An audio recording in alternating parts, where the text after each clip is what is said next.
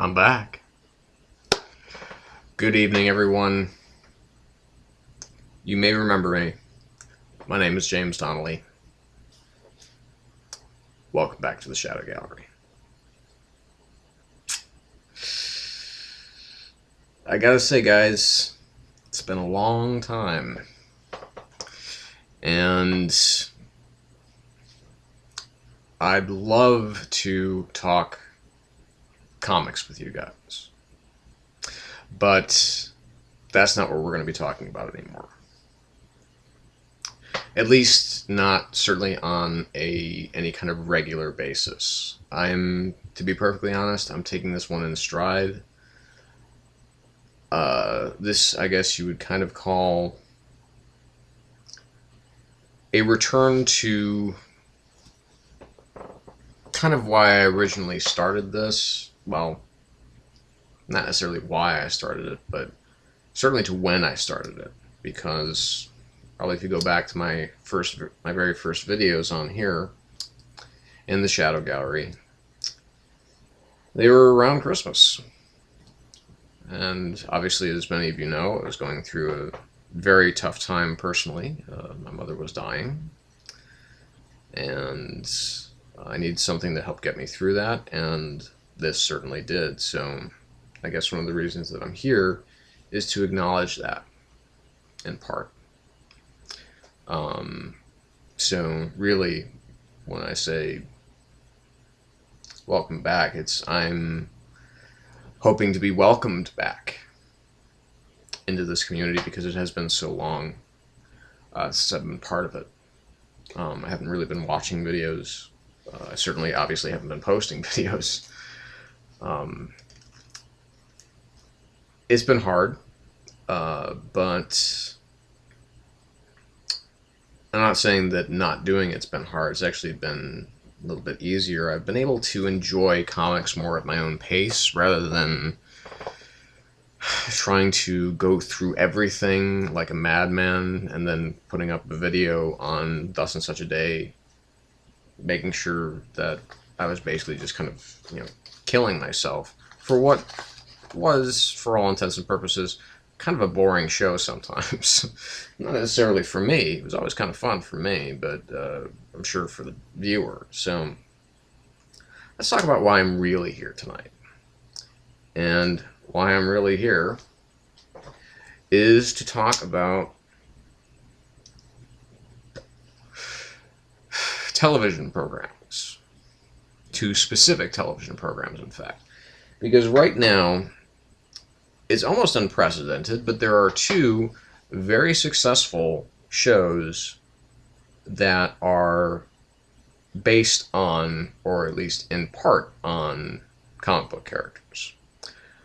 One of them is the CW's Arrow, which, as we all know by now, is a pretty wildly popular film based on the early days of Oliver Queen as the Green Arrow. And now, just this past fall, we were treated to the premiere of Marvel's Agents of S.H.I.E.L.D, which basically the showrunners are Joss Whedon, Jed Whedon, and Marissa Tancarone, who obviously have done some pretty remarkable things together, such as, at least on the fully together part, they created Dr. Horrible's Sing-Along blog. And that, of course, is a direct extension of the Marvel Cinematic Universe, but into television form. And it, brings us the return of Clark Gregg as Phil Coulson, who we all thought died in the attack on New York at the hands of Loki during the Avengers. And now both of these shows are on their holiday break, if you will. and they'll be returning in January. And I thought it'd be a good time to talk about these two shows and why Arrow is a shockingly much superior show than Marvel's Agents of S.H.I.E.L.D. Because you wouldn't know what to look at it. Because just based on the pedigree alone, it's the Marvel, it's part of the Marvel Cinematic Universe. It has people like Clark Gregg and Ming-Na Wen in it. It is created by Joss Whedon and Jed Whedon and Marissa Tankerone. So, just off the bat, you think that this show is just going to blow our fucking minds out. And then on Arrow's side, I always loved Smallville. Really did. Even when it was at its weakest, I still thought it was a pretty fun show. But this is, that even, had some really, incredibly talented people, not only on it, but that were behind the scenes, such as, people like Brian Q. Miller, Stephen S. DeKnight. So, I mean, there were smart people working on that show. So, with Arrow, you got Greg Berlanti as one of the showrunners, who's, his bona fides as far as, comic book related adaptations was the Green Lantern film, which I still think is kind of underrated, especially if you've seen the extended cut. It does work better. It's still not great by any stretch of the imagination, but it's a better film than the theatrical cut. So there's that. So you just, so you have the most successful, one of the certainly the most successful, the first most successful superhero film of all time, most successful comic book based film of all time, coming to a major network, and in a prime TV slot. And then you have, CW still, while it's gotten some legitimacy, it's still kind of an upstart behind, channels like ABC, CBS, NBC, and Fox, at least here in the U.S.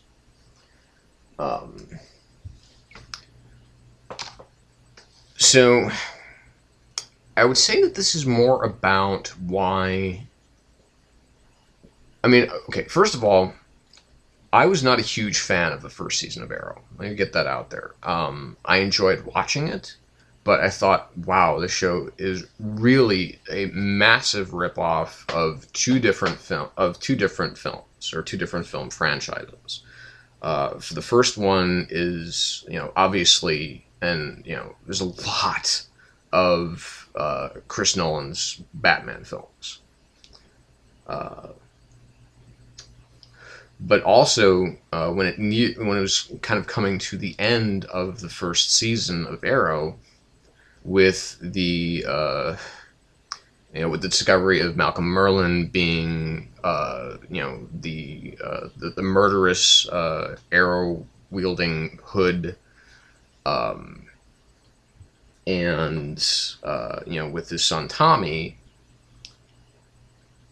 And with kind of this off and on romance with Laurel that Ollie and Tommy shared, it really seemed like it was starting to really reflect the Norman and Harry Osborn dynamic from the Sam Raimi Spider-Man films.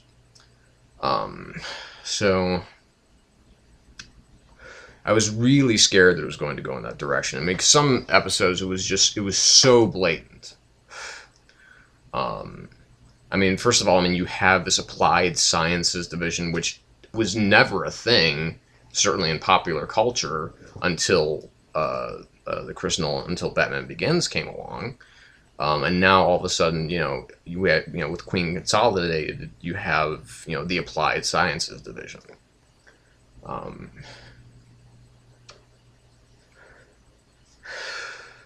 and you also have the fact that one, one of the only black characters in the show is the only person who knows who Oliver really is. But then it had its season finale, and it totally turned everything around. It was all of a sudden, it was like the show had always been dark, but this seemed to bring it into a whole new dimension of, I mean, the hero kind of won, but lost.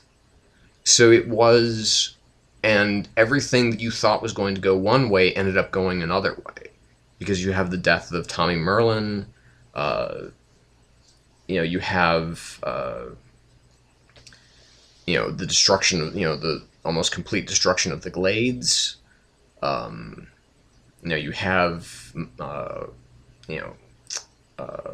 Moira Queen, essentially arrested for her involvement in this.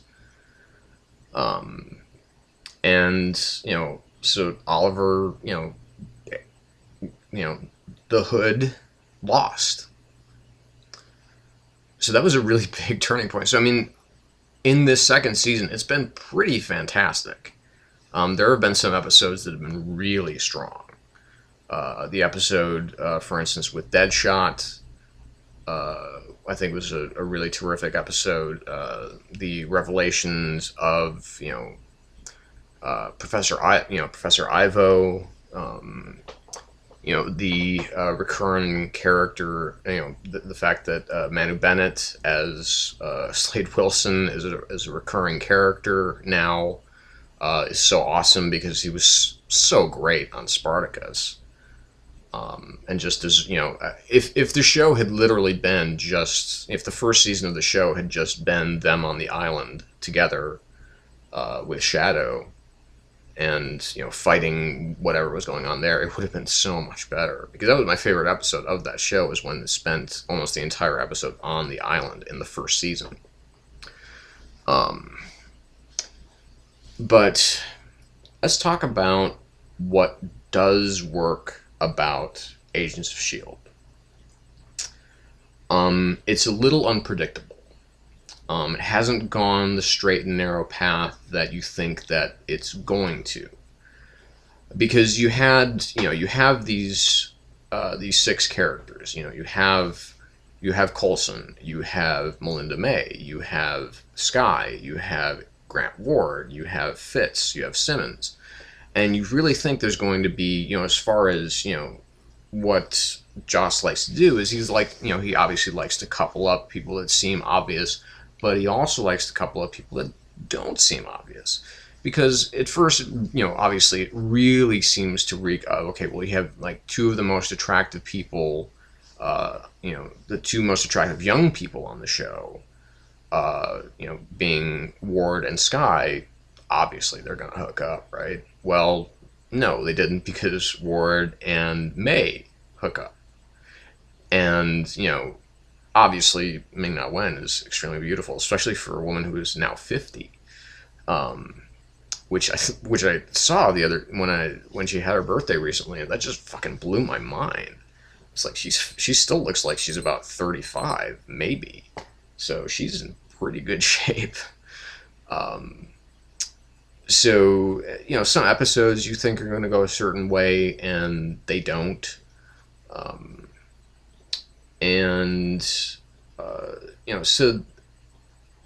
But obviously Clark Gregg as Phil Coulson is a gem. He's the biggest asset that show has, and kind of this more exploration into how did he come back. When are we going to find that out?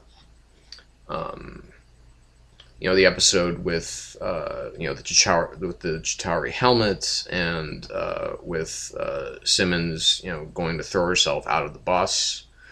That was a pretty incredible episode, I thought. But for every really good episode, there is like these almost interminably lame episodes. The quote-unquote tie-in episode to Thor: The Dark World episode is a huge example of how far that show is going wrong right now. And then you have, for instance, just this two-parter finale that we had with the introduction of Barry Allen and the introduction of superpowers into the Arrow universe. So that's a really huge step. They're no longer keeping it to this, kind of grounded Batman-esque aesthetic. They are now introducing, superpowered human beings, and eventually superpowered heroes.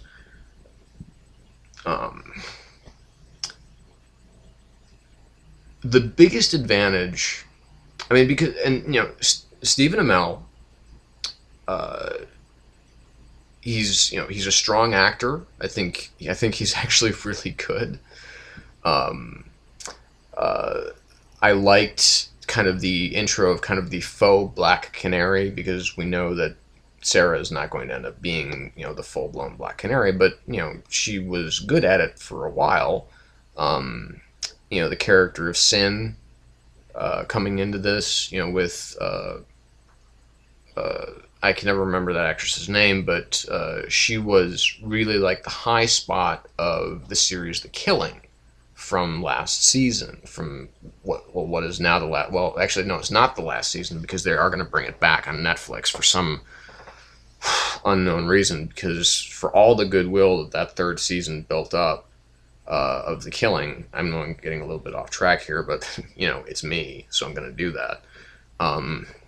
It just went that final episode. If you've seen The Killing and the final episode of the last of the third season, you kind of know what I'm talking about, because that show was really, really doing well, and then all of a sudden it was like the final episode just killed it, killed all the momentum, killed everything that I'd been loving about the third season, how much of an improvement it was, because it actually was about something. And that is also where Arrow is succeeding, is that it seems to be about something. It's about a hero's journey. And Agents of S.H.I.E.L.D. seems to be about nothing. Now, in the first couple of episodes of Agents of S.H.I.E.L.D., we were introduced to, or at least we're not introduced, but we saw for those first two episodes in the quote-unquote post-credits sequences that they had, the first episode had Maria Hill, had Colby Smulders actually reprising her role as Maria Hill, and then you also had, in the second episode, you had Samuel L. Jackson stepping in as Nick Fury, even if it was only for about 2 minutes. So, and that was it.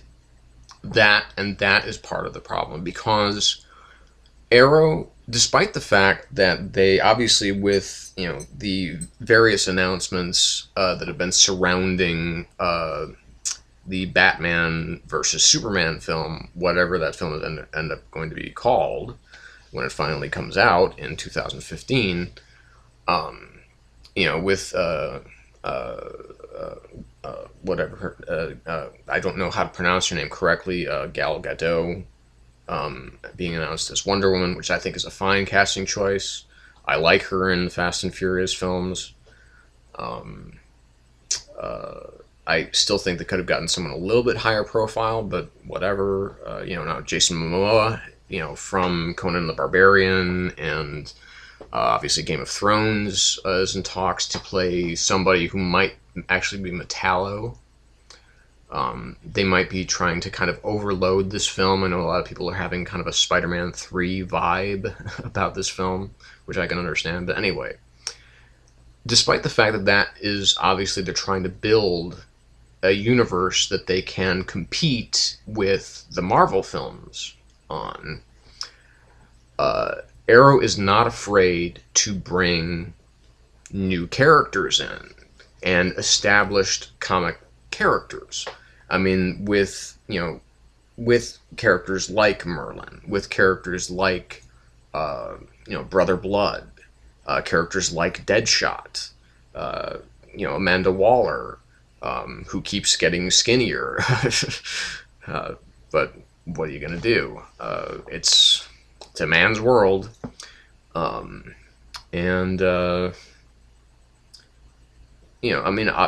like I said, a number of, Slade Wilson, he's right there from almost the beginning of the show. So, you have all of these elements that are very connected to the comic, and to the comic book world, and to the comic book universe of DC. With Marvel, you have, at best, a very almost perfunctory connection to that universe. We had perhaps the origin story of Graviton, which is a good kind of C-list villain for them to fight. Obviously Marvel has a huge a huge has the much bigger market share, I guess, than DC does, as far as its properties and its characters and who they will use and who they won't use. But let's face it. This is not going to last forever. They've already done 3 Iron Man films, in which they introduced AIM. Why haven't we seen an episode where some of the scientists that are working on the Centipede project are from AIM? Why don't we get that Easter egg? We've had like Roxxon Easter eggs. Why not have them, in there somewhere? Why not have something that ties it to the rest of what is going on in the Marvel universe? There are thousands of villains that they could choose from, that they could just say, you know what, let's have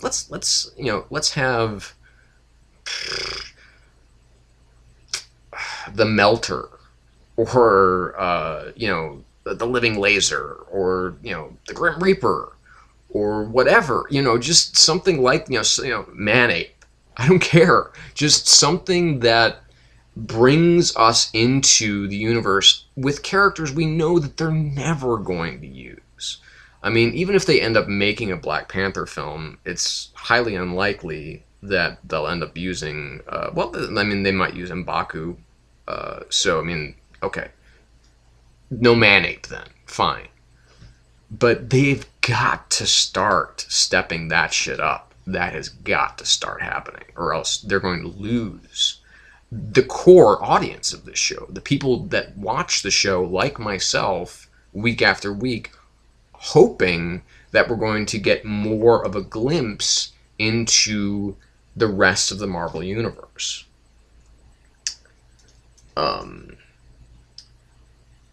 Arrow is succeeding more on that level as well. More on the performance level as well. It seems to be kind of a better. I don't know if I. Okay, maybe I shouldn't go that far, because the people, all of the performers that are on Agents of S.H.I.E.L.D. are all very, very good. From Brett Dalton to Chloe Bennett and Ian Castaker, and of course, previously mentioned Clark Gregg and Ming-Na Wen. I can never remember Simmons's name, but anyway, it doesn't really matter. So just from an acting standpoint, I think Agents of S.H.I.E.L.D. has the edge, but first of all, there's almost no character development, and when they try to, it seems very shoehorned in. Like, okay, well, they've read, someone's been reading a lot of the blogs. Someone's been reading a lot of the comments that people are posting on, like, the AV Club, or, when Comics Alliance, does their recap of each episode. I think that, maybe they're somehow trying to respond to that by adding a little bit of this or putting in a little bit of that or whatever. I mean, obviously we know that these episodes are shot far in advance of that.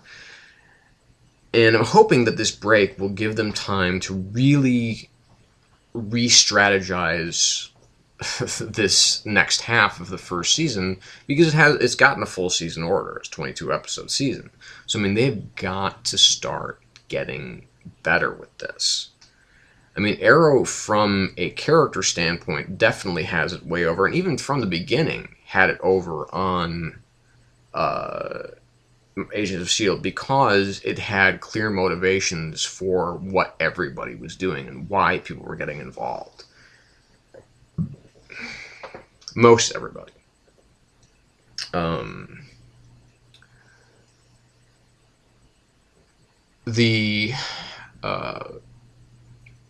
The other thing that Agents of S.H.I.E.L.D. really needs to start to do,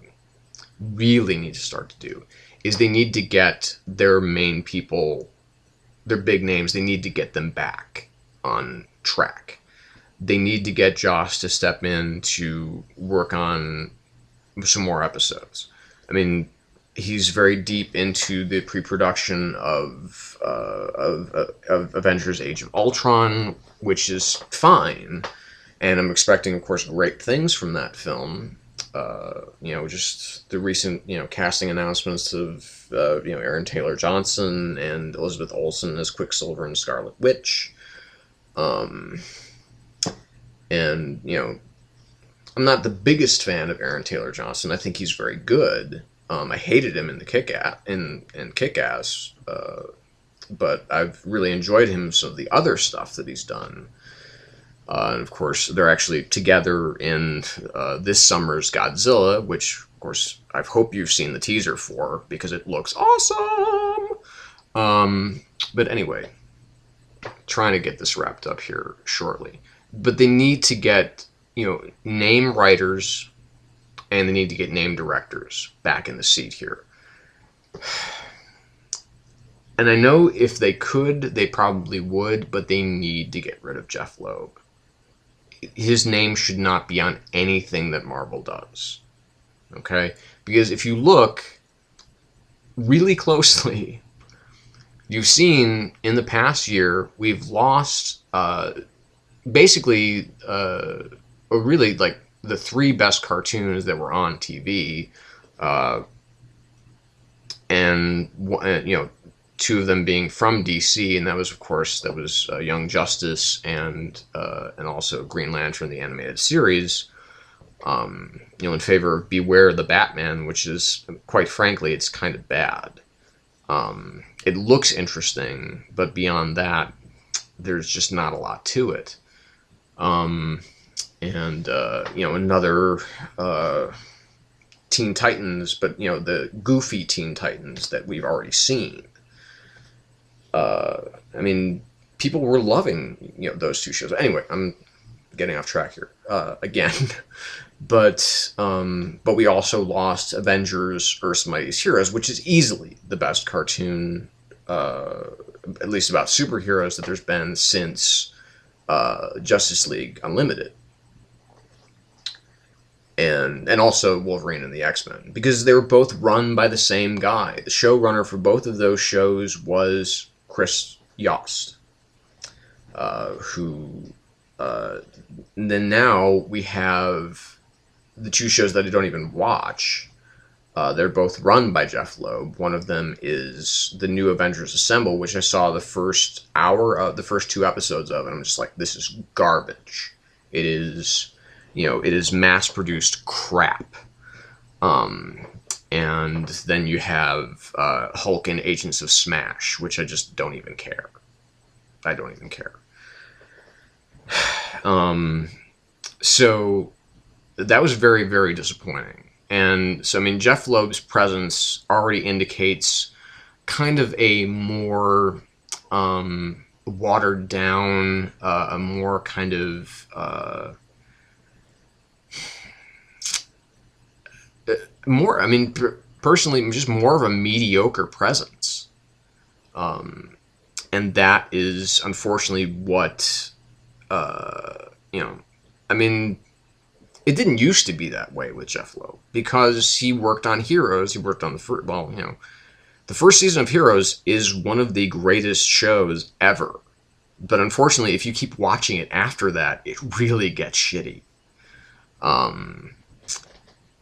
So it's hard to, but so you kind of have to separate that first season from the rest of what that show eventually became to really get the most pleasure out of it. I should probably go back and re-explore that someday soon, but I'm not going to any day soon because I'm too busy watching Doctor Who and catching up on that, because I want to catch up on that so that when it starts again with Peter Capaldi as the 12th Doctor, that I'll be ready. Because I've been binge watching the shit out of that, because that's a great show. And I wish I had been watching it before. But anyway, moving along. So Arrow really is right on track as far as, because I know that some people, I think in the UK, have not been able to see the season finale, the mid-season finale yet. I don't want to get too much into that. First of all, I have seen it. It's great, and it really, but it really should have, at least after the credits rolled, it should have had some kind of teaser for the Flash TV show that, of course, is going to spin off of this. I mean, that's a really weird thing to have that show go pretty much straight to order, straight to air, without even really like kind of like a pilot, going on. They already set a series order for it, 13 episode for season order, first season order for it, I think. So anyway, I have very fond memories of the John Wesley Shipp Flash from 1990, so it'll be interesting to see what they do with this. But this is obviously bigger budgets, and it's easier to do the special effects, and I think that this will have a lot more in common with a show like Arrow in this particular season, because already it's about a superpowered character, so it's going to have it's going to have Captain. It's going to have the rogues. I mean, that's certain. I mean, the only rogue that ever appeared in the original 1990 show was the Trickster, which was Mark Hamill, which was great because, of course, that was kind of Mark Hamill's introduction into that world. And, of course, then we got, because if you go back and you actually watch that episode, which I think was actually written by Howard Chaykin, but you see that persona and how it's parlayed into his voice work on the Joker. So anyway, so yeah, I mean, the best thing that I can advise for Marvel to do right now would be to follow, I mean, and this is a first for anything Marvel, to follow the DC method of adding more characters to their roster. Obviously, we had the big, the big announcement that that Netflix is going to be co-creating with Disney and Marvel Studios 4 separate miniseries based on, or four separate, actually just series based on four different characters. We have, a Daredevil series, which is going to be helmed by Drew Goddard, which I cannot fucking wait for. I mean, I just want to know even who they cast as Matt Murdock, because Drew Goddard, obviously, great creator, Lost, Cabin in the Woods, Buffy, Angel, the comic of Buffy, Cloverfield. I mean, this guy has done some pretty fucking awesome stuff. And then you have the Jessica Jones series, the Alias show, which is going to be run by, I think it's Melissa Rosenberg, I think is her name, who was the writer of the Twilight series, the screenwriter of the Twilight films. That doesn't bring me much hope, but she's been trying to bring this show to series for quite some time, so she's obviously passionate enough about the project to hope that it's successful, and that I think with it being a Netflix show, it might have the advantage of being a little bit more edgier than some of the fare that Marvel would normally put out. And then you also are going to have a Luke Cage show, as well as an Iron Fist show. So, I mean, that's four separate series, and that's all going to blend into one mini-series called The Defenders. So, I mean, Marvel obviously has, it has the right head on its shoulders with Kevin Feige's, his ideas on, where certain content should go. But with this show, I mean, this is their, it's quite frankly, it's embarrassing. And that's the worst part about it, is that it's embarrassing for ABC, it's embarrassing for Marvel, it's embarrassing for Joss Whedon that he has this show on his resume. Because this is not a Joss Whedon show. There's nothing spectacularly unique about it. It's very, that's the thing, is that it feels very generic. I mean, you could switch this with, you could take, you could almost swap this out for an NCIS episode. That's what really bothers me the most about it, is that there's nothing really charming, particularly with a couple of exceptions.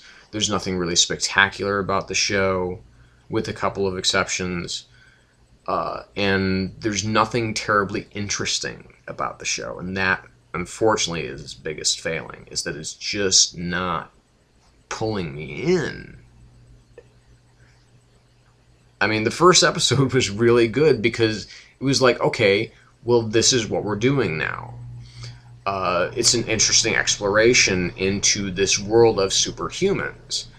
But then it's like, okay, well, we're kind of like just fighting regular people now. And, yes, they brought Extremis into the mix. So that's, at least they took, the most successful of their summer offerings from this year and brought it on board.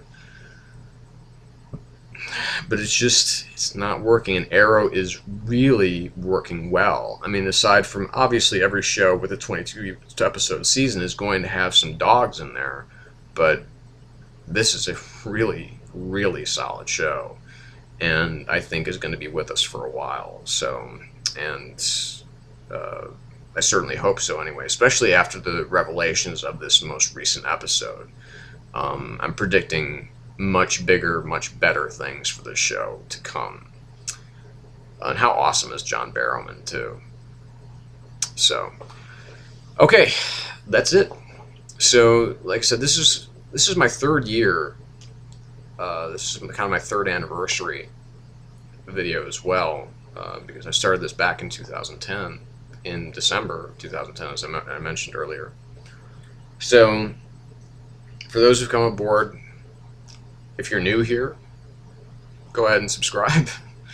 I'm not going to be around a lot, but I promise you I will be coming back with I don't know how many parts will be to this. It might be just one kind of long one, or I might segment it a little bit, where I will be talking about uh, the best Marvel, uh, the best modern Marvel films. This is thanks to Comics Alliance, and I think not Screen Rant, but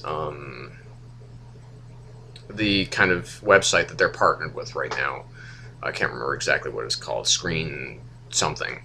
Uh, but that gave me the inspiration to do a breakdown of what I think the best Marvel Studios, not Marvel Studios, but the best modern Marvel projects that have had the Marvel kind of stamp of approval on them.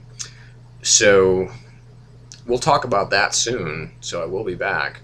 It might even be later tonight, although my tooth is starting to hurt again a little bit. So those of you who've been following me on Twitter and or Facebook know that yes, I've been having some pretty serious tooth issues lately. So, but yeah, so we'll gab next time, and it's kind of nice to be back. So I hope I see you again soon, and I hope that maybe you'll see me again soon. Don't forget to comment, criticize, complain, tell me your thoughts, tell me your feelings. Uh, you know, and Matt, if you're watching this particular episode, this reemergence, if you will, you did say that you were thinking about doing a show, and I tweeted you about it. You never tweeted me. This was like 3 months ago now, so I don't know if you're still interested, but send me something, and we'll talk about it. But yeah, I'm gonna go back to probably watching some more Doctor Who right now. So, all you out there, have a good night. And my normal greeting or my normal sign off sounds a little bit weird right now because technically this isn't really a return, but more of an appearance, just to let you know that I'm still alive and that I still have things to talk about. So okay, go away. That's my new sign off. Go away. So long, guys and gals. People, humans. Goodbye, humans.